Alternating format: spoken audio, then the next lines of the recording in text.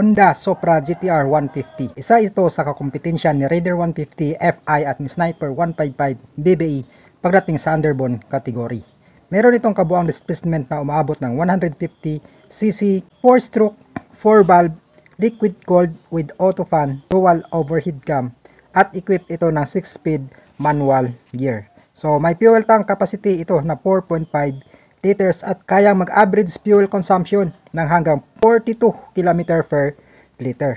May kabuang timbang ito na umaabot ng 118 kilograms at equipped din ito ng kick at electric start. Kaya nitong mag-produce ng power output ng hanggang 11.5 kW sa kada 9,000 RPM at meron itong max torque na umaabot ng 13.6 Nm sa kada 6,500 RPM. So pagdating sa pagpoproduce ng power at torque, hindi ka talaga bibitinin ng motor na to. Itong si Honda Supra GT-R 150. So perfect talaga ito pang long ride. Pagdating naman sa color combination nito, meron itong black, red, gray at silver na color combination. So napaka perfect ng color combination na to na nabagay talaga kanyang forma.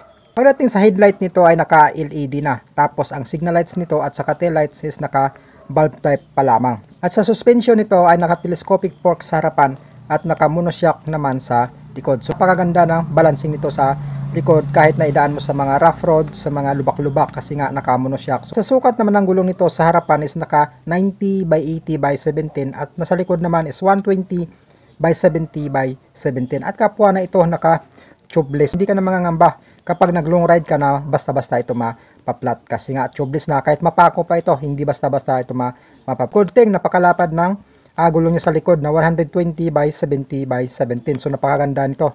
Or perfect talaga ito pangbangkingan. At sa braking system niya naman, sa harap at saka sa likod is naka disc brake na siya. Equipped na ng heat guard yung muffler niya para hindi basta-basta mapapaso yung mga angkas mo or ikaw. So equipped din ito ng fully digital dashboard. Kikita mo yung mga indicator tulad ng speedometer, odometer indicator, fuel gauge indicator, neutral indicator, RPM indicator, gear indicator. So kasama dyan yung indicator lights mga idol. So high and low beam indicator, andyan din temperature at saka check engine indicator. So sa mga switches naman ito, sa kaliwang handlebar niya is andyan yung high and low beam switch, turn signal switch at saka horn switch. Tapos sa kanan naman mga idol, andyan yung electric start switch. Ang maganda dito, kahit na may electric start switch siya, meron din siyang kickstart. Kung sakali madidrain yung battery mo or mauubusan ng karga yung baterya mo, may magagamit ka na kickstart na pang starting system. So napakaganda niyan. Equipped din ito ng grab bar na pwede mong paglagyan ng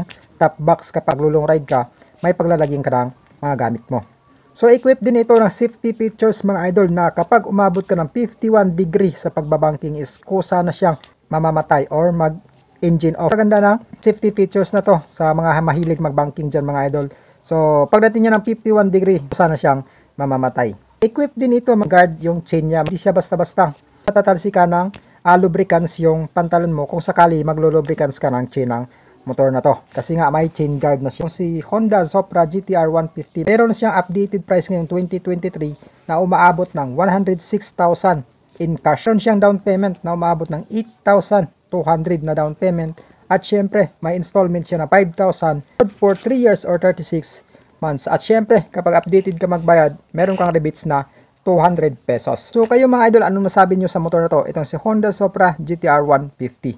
Sulit pa bang kumuha ng ganitong motor ngayong 2020? Paki-comment na lang ng comment nyo sa comment section para mabasa natin. At kung nagustuhan mo ang video nito mga idol, huwag kalimutan mag-iwan ng like at syempre, i-share mo rin ang video natin bilang suporta mo sa YouTube channel ko. At like at follow mo na din akong FB page ko mga Ludikoy. So this is Bukidnon Vlog TV. Ride safe at ingat palagi.